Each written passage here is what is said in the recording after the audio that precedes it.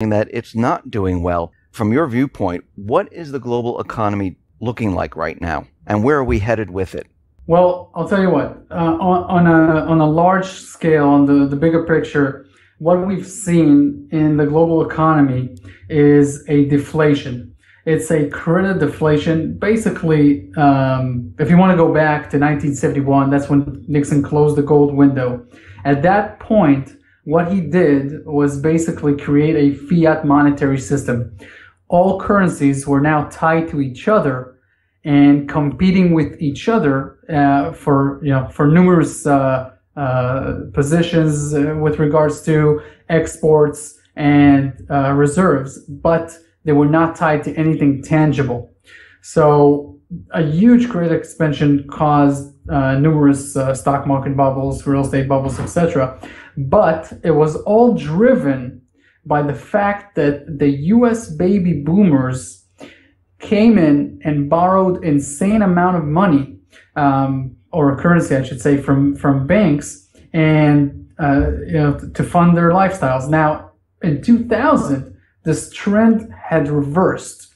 The reason is because the boomers are reaching retirement period. Every 10 seconds, a guy in the US celebrates his 65th birthday, and they just don't need that excessive amount of debt overhanging. And actually, they're closing down debts, they're liquidating, and they're basically all waiting for their 401ks to come due and live off the income.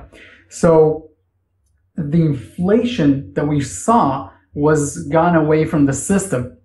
And this creates a huge deflationary spiral. And so the central banks had to come in and start creating currency and giving it to the US government. That's that's your QEs. Basically what they are is a counteract effect to private sector debt closing down, and now they got to recreate this credit bubble through the government. So the governments are now getting money straight from the Fed, or their equivalent of the Fed in Europe and Japan, etc. And they're trickling money into the economy, but this is not creating the same effect as just people going and borrowing money. So the money velocity, you can see this on the Fed website, is very slow. So you've got a lot of inflation of the government currency supply, but a lot of deflation in the private sector, and money is just not flowing. That's why there's no creation. People ask, how come there's no creation? So much money is being printed. It's because it doesn't get to the people, on Main Street, and it's not moving. So I see I see two powers colliding: deflation on the private sector and inflation in government money. And since private money is about 80% of global currency and governments are only 20%, there could be a lot more in store for these money printing operations if they really want to achieve these 2-3% inflation targets. The central banks, they're continually creating this currency, and the Bank of Japan has been doing it for quite a while. I think they're purchasing equities now. Sure. The ECB, I mean, both Bank of Japan and ECB, they're in negative interest rate territory. Sure. ECB is buying corporate bonds. Now, they keep doing this. They keep doing the same thing over and over and over. And what do they expect to happen as they keep doing this? I mean, are they thinking that this will eventually reach the people? Well, here's the thing. Central banks are either government-owned or quasi-government-owned, like in the U.S., where they have like this, it's privatized. But the thing is very political.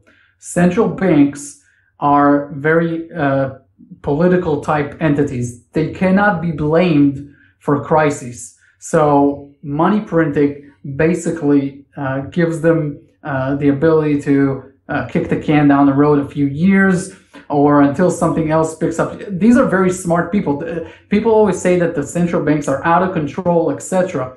They're not out of control, but they basically cannot control the speed at which their policies have the effect. So what they're doing with creating currency is basically making sure that the stock market stays at very high levels. And so people who have large portfolios can complain all day long, but at the end of the day, they think they're happy with that part. So you got a double-edged sword here, because if they stop doing all this and the stock market returns to normal levels, which is probably half of what it is right now, it's the PE ratios for the Dow and the Dow and the other large indices are at about century high levels, 26 PE ratios compared to 15, which is the normal average. So all this money printing is basically giving them a chance to wait out the storm, but it's just delaying the inevitable.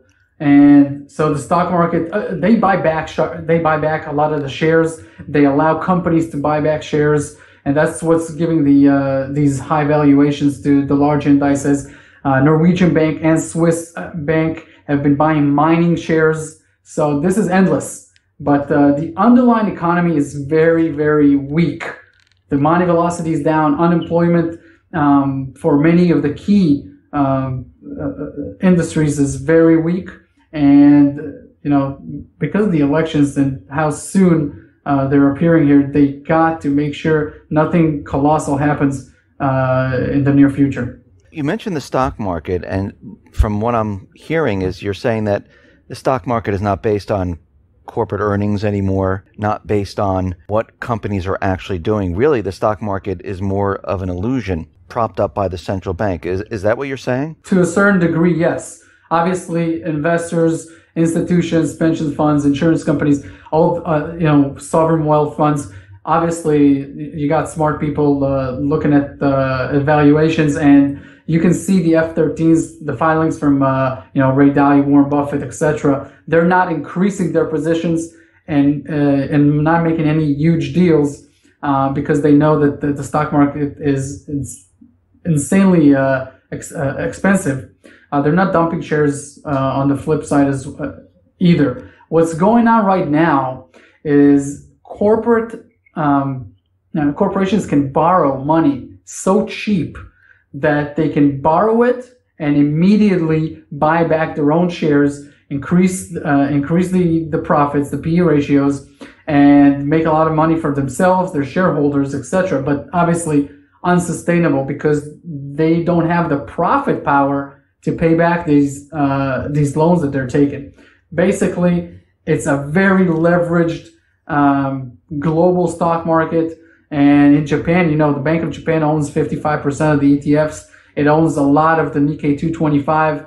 Their last decision last week, they've decided to take the aggressiveness down and trickle it into more areas because this is getting very a lot of attention, a lot of bad attention that they don't want. But I seriously think that the stock market valuations have lost all connection to actual corporate profits, etc. So how long do you think they can keep the stock market up like this? Like you said, it was the real valuation of the stock market is about half. Do you think that the market is ready to come down right now? Well, it's a tough one, David. Yeah. I hate predicting as well, but here's the thing: bonds are yielding negative rates. Okay.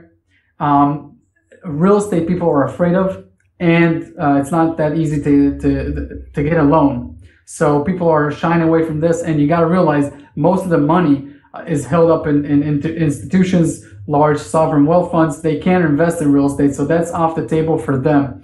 They can't or won't invest in precious metals and physical precious metals. It's very logistical. It's a logistical mess for an institution to get physical bullion stored. So they look at dividend stocks and at the stock market as the most viable option for them to get 2, 3, 4% yields. You got to realize insurance companies, they usually buy bonds. Now that bonds are yielding such low rates or negative rates, pension funds, all these institutions that usually rely on bonds cannot do this. So we're going to see a huge bubble forming in the stock market or in all the stock markets because there's just no other alternative until the point where they will just need to say, hey, this is insane. We need to do something else with our funds. And as I say for months now, they will come up with a solution to buy gold and silver,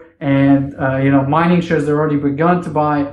They'll figure it out logistically and legally, etc. They'll just start doing it, in the months and years ahead, because nothing else makes sense. So I wanted to go into this bill from Congress here in the United States, the Justice Against Sponsors of Terrorism Act, which is 9/11 bill where it allows people to sue Saudi Arabia for what happened with the World Trade Center here in the United States. Now, sure. Obama vetoed the bill already, but Congress is looking to get a majority to have this go through. Now, Saudi Arabia said, listen, if this happens, we are going to sell U.S. assets.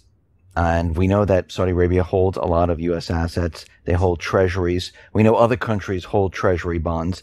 And actually, this entire scenario was in a movie called Rollover back in 1981, where Saudi Arabia sold their assets and the entire system just imploded. So my question to you, if Saudi Arabia goes ahead and they start selling these assets or their treasury bonds, do you think other countries would join in selling the treasuries and their assets? It's a very complex question and complex situation. I think that Obama vetoed it because obviously he wouldn't want the Saudis to sell their assets. They probably own 7 to 8% of the cash circling in U.S. banks. They will drain the liquidity if they pull out funds. It's oil money is invested back in the U.S. By the Saudis since the 60s, and this is a very long-term relationship. I wouldn't be surprised if this is all orchestrated basically to make the Congress appear like they're working for the people, but actually they wouldn't give Obama too much of a fight when he vetoes it. It might be that sort of a political spin, because the treasury bonds that they own they're a huge amount, and it's a complex situation, Dave. So let me ask you this. China right now is going to be included in the basket of SDRs next week or so. There are some people saying that this is the end of the dollar. That's it. Once China enters into the basket of SDRs, the dollar is doomed. When you look at this, what do you see? Okay, so first of all, let's understand what fiat currencies really are. They're basically credits that are in the system, and the ability that they have to retain value since 1971 is based on tax revenue. So as long as governments can collect enough tax, these currencies, these credit notes have perceived value. But when tax revenue collapses or contracts, that's when they have the worst the worst loss of purchasing power. And in the U.S., tax revenues have collapsed in the last 6 to 8 months. This will be reported obviously when tax season is due, but you can see it on the Fed website as well. And recessions always are preceded by falling tax revenue. So the U.S. is at a recession. It's 6 months into a recession, if you want to call it that. But the change in the SDR basket is from about 41% to 40%. So the U.S. Dollar has only lost 1% of its effect on the basket. The Chinese currency that was introduced, or that will be introduced on October 1st, is taking his bite out of the basket from the pound, obviously with the Brexit and other currencies that are there. So what I think you're seeing is more of a political move than the end of the dollar. It's not going to be like an overnight collapse of the US dollar. That's not profitable for any country to have that. You got to realize 71% of the currency in the world is US dollars, and 50% of it is outside the US banking system. So there's so many foreign governments that own it that the Chinese and the Russians must have a very large gold reserve in place to justify the end of the dollar era. I do believe this is one of the steps, and the US dollar has been contracted from 44% in 2005 to 40% now. And it's a no-brainer that Asia will rule the 21st century. So they are making the play, they are making the moves, but it's slower than some people think, and that's good for investors. You don't want these sudden moves that you can't profit out of. This environment right now, where you got negative interest rates for months now, and probably for the foreseeable future, this is what's creating this amazing opportunity in precious metals, in mining stocks, in a lot of other assets that are alternative, like cryptocurrencies, etc. So these are great times for people who are ready to change their point of view and see what's really working in this kind of economy. So you mentioned precious metals. Right now we see gold has, I think since December of 2015, it's gone from like 1,050. Now it's at 13 and change. It's moving up and down. Many people are saying that, gold is going to be going to 5,000. Gold is going to be going to 10,000. Where do you see gold going right now? Okay, so the price of gold, Dave, is it's a result of a number of factors. But what you gotta realize is, and obviously you know this, the gold and silver, the physical metal, is a store of value. It's an insurance against against currencies that can simply get eliminated from the planet. And when you own it, it's a measure of your wealth, of your purchasing power. If the price goes up and down, it just means that currencies are losing purchasing power. I believe this is a fantastic time to own precious metals because I've said this many times. The physical precious metals do not go on bull and bear markets. What they have is accounting periods. It's simply time frames when they account for all the newly created currencies in order to create this this environment where there's enough physical, where the price of precious metals is high enough to justify a functioning economy. And that is around $4,500 per ounce of gold as it is today. So there's a speculative opportunity to buy a physical ounce of gold and wait this out. The better way to do it is obviously to align yourself with the best management teams, the best projects, and speculate wisely in the mining shares. And that's something we've done in Wealth Research Group for our for our free subscribers of the letter, and they've done exceptionally well this year. We had 3 companies double already since July, and we're just profiling another one soon here. And I've researched 758 companies this year, and I've only found 10 that have insane potential. So we're looking at the cream of the crop mining shares. So you can play this 2 ways. I believe physical precious metals are a better idea if you have savings than holding cash. Okay. Mm-hmm. And I believe if you want to make a small fortune, you have to be inside of the mining shares, because these are the businesses that actually create the supply of precious metals. In the beginning of our interview, you mentioned there were 2 countries that are buying mining shares right now. Sure. I mean, why are they buying mining shares instead of precious metals?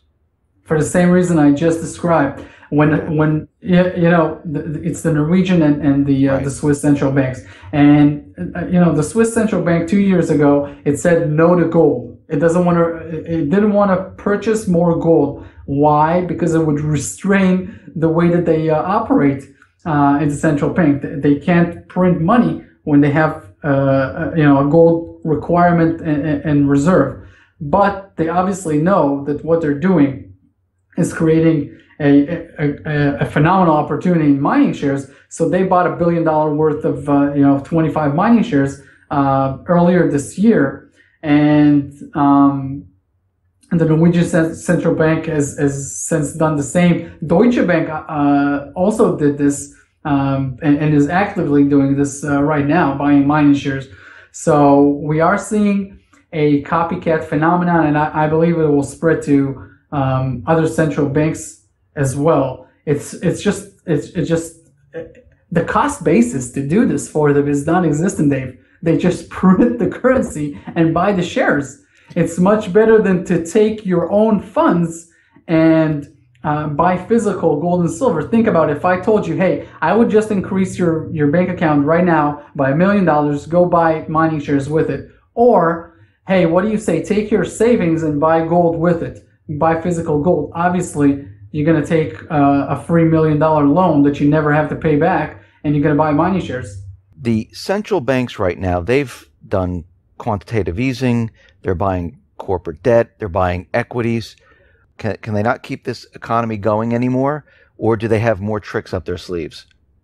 I wouldn't call it tricks. I would just say they would get more creative as time goes on. If you look at the currency supply, the global currency supply, it's contracting, though they're doing what they're doing. And that's because the private sector is not taking on new debt. You got to realize the Western world is aging. The United States, Europe, and Japan, the world's most economically developed countries, are aging. People are retiring, and instead of taking on new debts to buy move-up homes, cars,